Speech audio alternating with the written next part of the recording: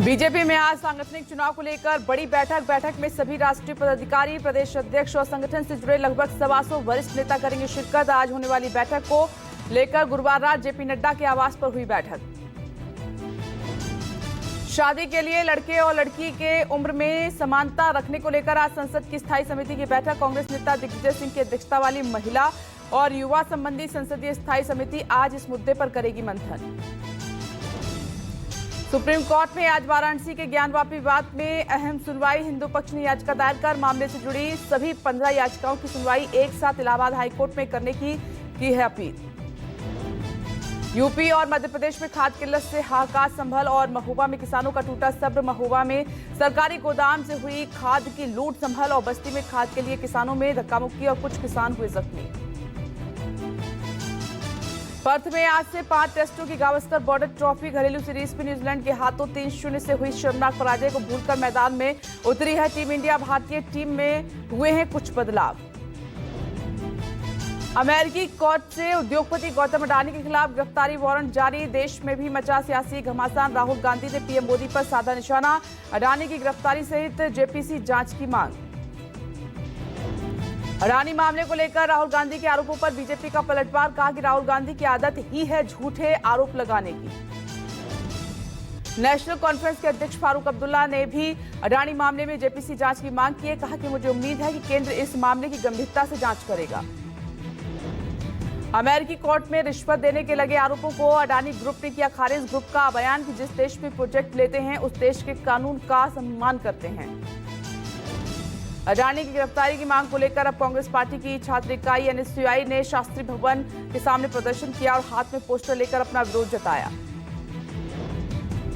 देश के अहम उद्योगपति गौतम अडानी पर लगे नए आरोपों से शेयर बाजार में भूचाल। गुरुवार को 5,35,000 करोड़ रुपए डूबे शेयर बाजार को। हर मिनट 1115 करोड़ रुपए का नुकसान हुआ। अडानी ग्रुप को 2 लाख करोड़ से ज्यादा की मार।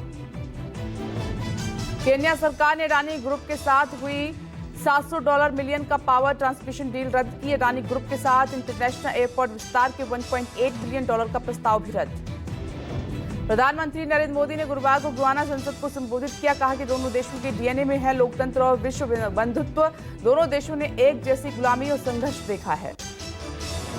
प्रधानमंत्री नरेंद्र मोदी ने गुयाना की 2 दिवसीय यात्रा के दौरान जॉर्ज टाउन के प्रोमेनेड गार्डन में महात्मा गांधी को श्रद्धांजलि अर्पित की।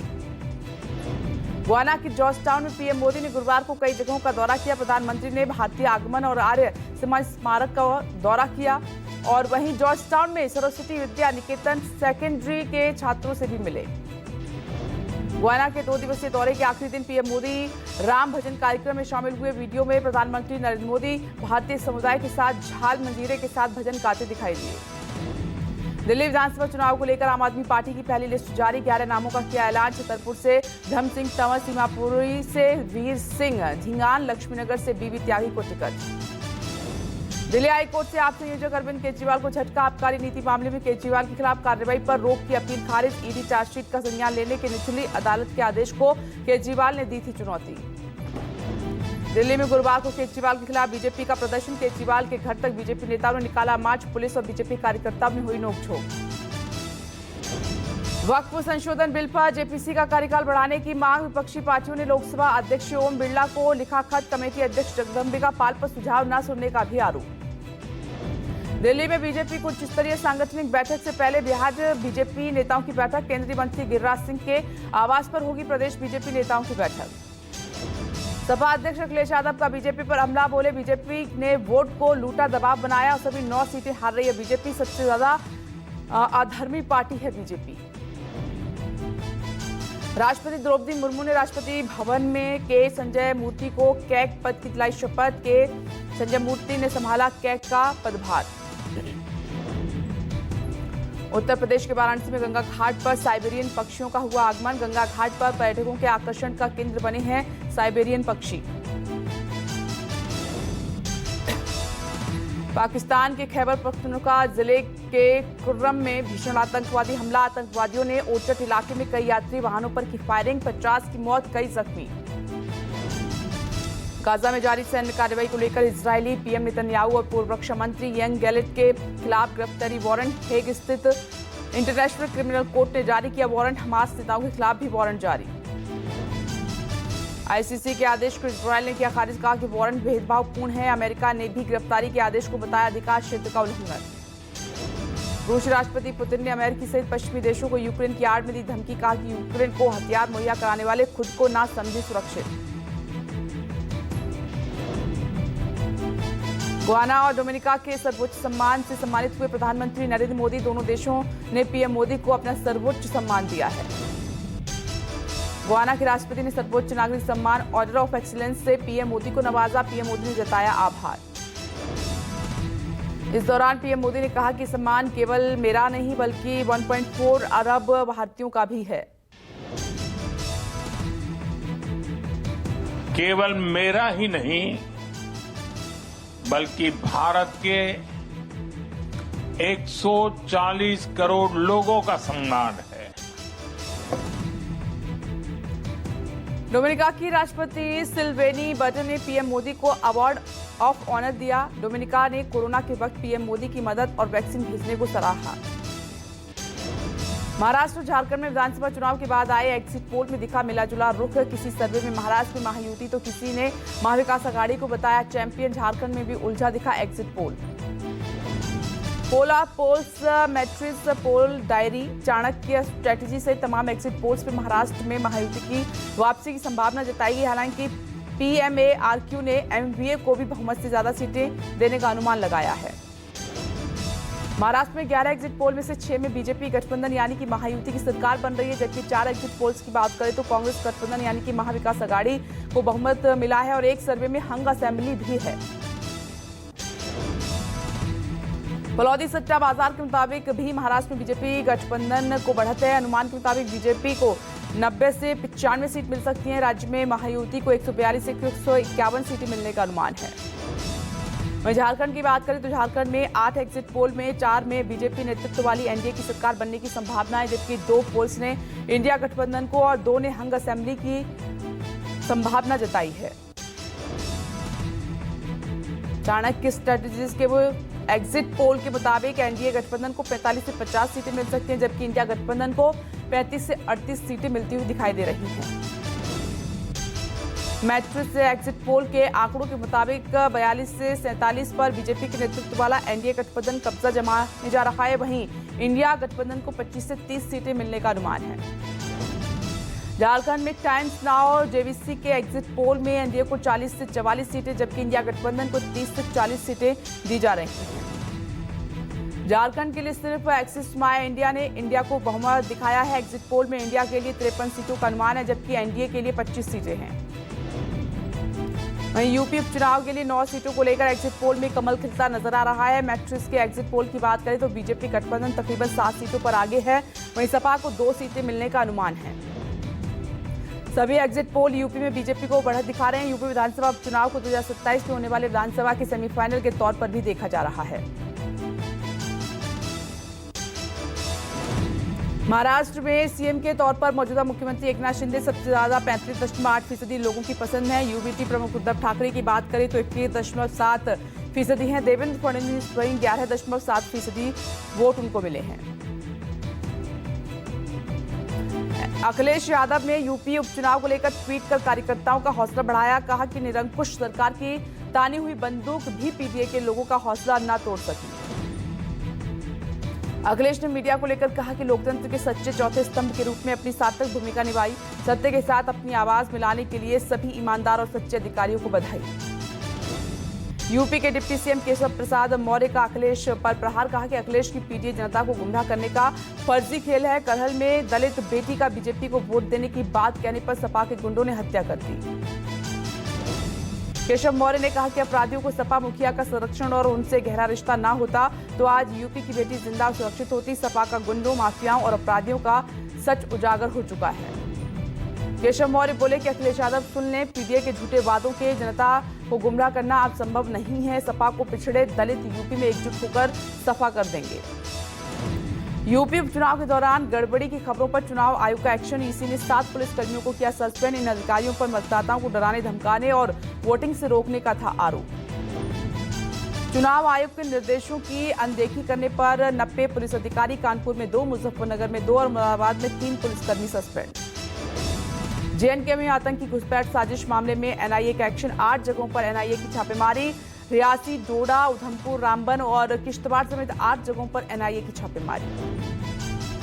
छापेमारी के दौरान कई अहम दस्तावेज और संदिग्ध सामग्री बरामद हुई है। करीब 1 हफ्ते पहले भी एनआईए ने एक संदिग्ध के मकान की तलाशी ली थी। आसियान रक्षा मंत्रियों की बैठक में हिस्सा लेने पहुंचे राजनाथ सिंह और आसियान देशों में कई मुद्दों पर बनेगी सहमति। राजनाथ सिंह ने कहा कि मुझे 11वीं एशियन रक्षा मंत्रियों की बैठक प्लस में हिस्सा लेने के लिए यहाँ आकर बहुत खुशी हो रही है।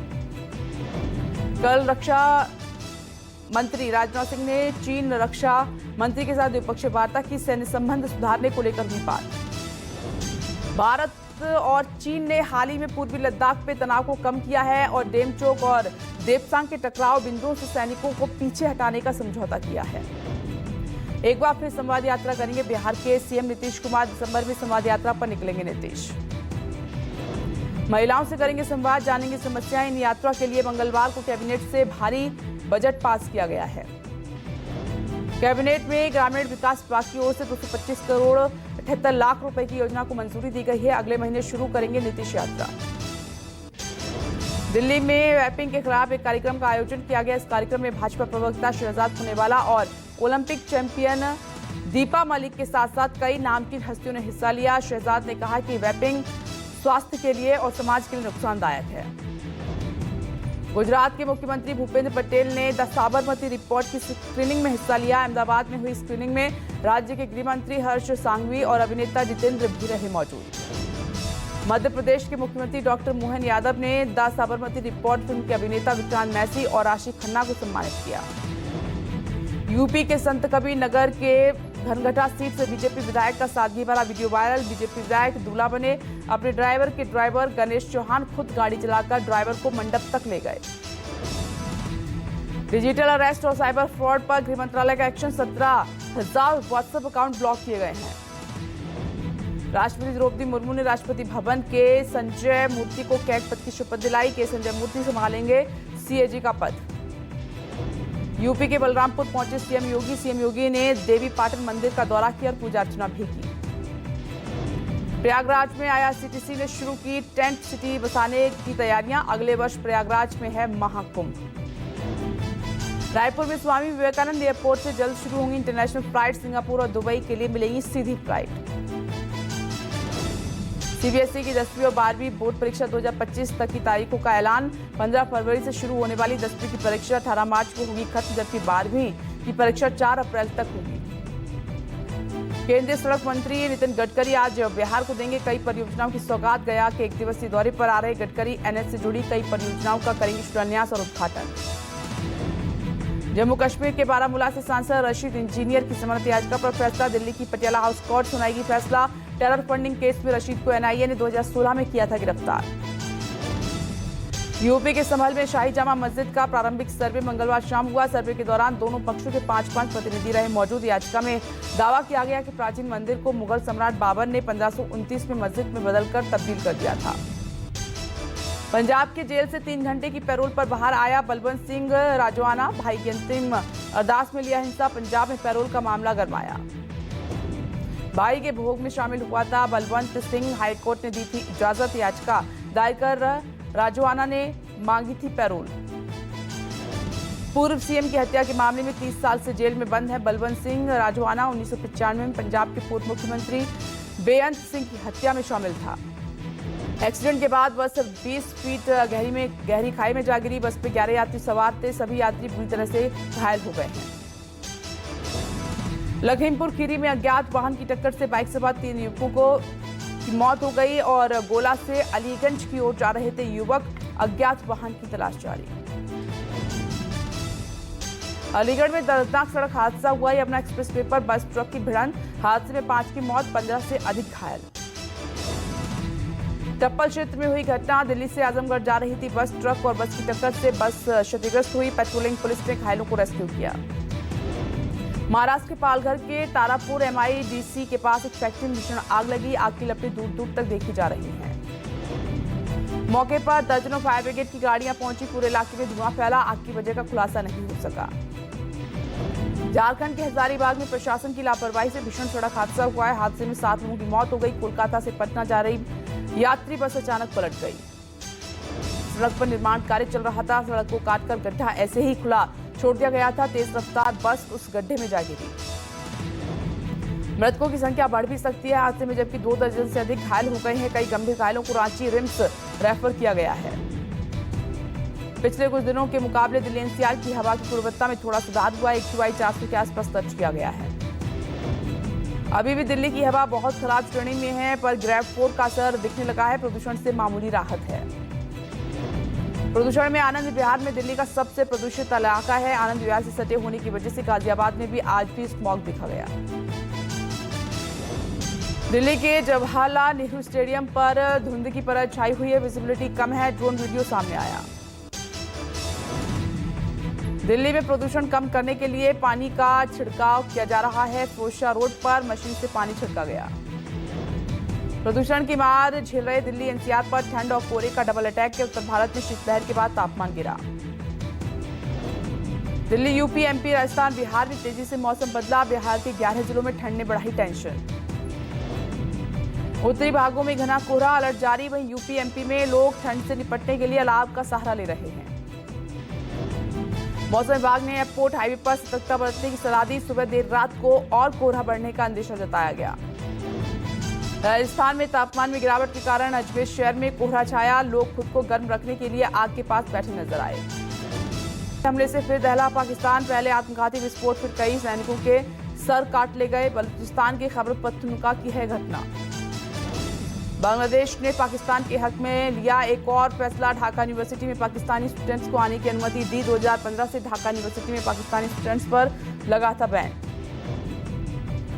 बॉलीवुड सुपरस्टार शाहरुख ने कल अपने बेटे आर्यन खान का डेब्यू प्रोजेक्ट किया अनाउंस। कंगना ने किया वेलकम। आर्यन की तारीफ करते हुए कहा कि राइटर और फिल्म मेकर के तौर पर उनके डेब्यू का इंतजार रहेगा।